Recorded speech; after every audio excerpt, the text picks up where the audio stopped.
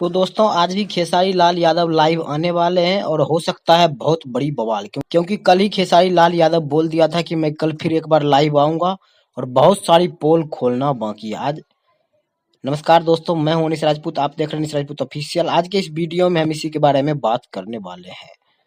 So video को शुरू से लेकर एंड तक जरूर देखिएगा। तो जैसे कि आप लोग को पता ही है कि भोजपुरी इंडस्ट्रीज में भी बहुत बड़ी बवाल विवाद छिड़ गई है, जिसे शुरू भोजपुरी के ट्रेंडिंग स्टार खेसारी लाल यादव ने ही किया है। क्योंकि ये विवाद कोई बड़ी विवाद नहीं थी, खेसारी लाल यादव ने लाइव आकर इस विवाद को बहुत बड़ी कर दिया है। और इतना ही नहीं, खेसारी लाल यादव ने कल ये भी बोला था कि कल मैं फिर लाइव आऊंगा और बहुत सारी पोल खोलनी बाकी है।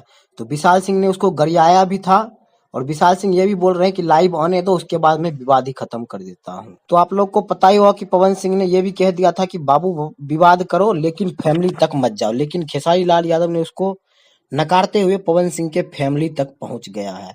इन सभी को देखकर ही विशाल सिंह को गुस्सा आया और विशाल सिंह ने खेसारी लाल यादव को धमकी दिया। लेकिन खेसारी लाल यादव फिर से आज लाइव आने वाले हैं और लाइव आने के बाद उनका आदत ही है फैमिली तक जाने का, और फैमिली तक जाने के बाद बहुत बड़ी बात हो जाती है। और आप लोग को पता ही है कि भोजपुरी में जब मनोज तिवारी, रवि किशन, दिनेश लाल यादव निरहुआ थे, तब हमारी भोजपुरी फिल्में 500-600 थिएटरों में रिलीज होती थी। लेकिन अभी भोजपुरी इंडस्ट्री में मात्र 30-40 थिएटर बचे हैं और करोड़ों का कलेक्शन करता था, अब 50 लाख जाते जाते दम टूट जाता है। कुल मिलाकर यह है कि इन लोगों से भोजपुरी इंडस्ट्री संभलने वाली नहीं है।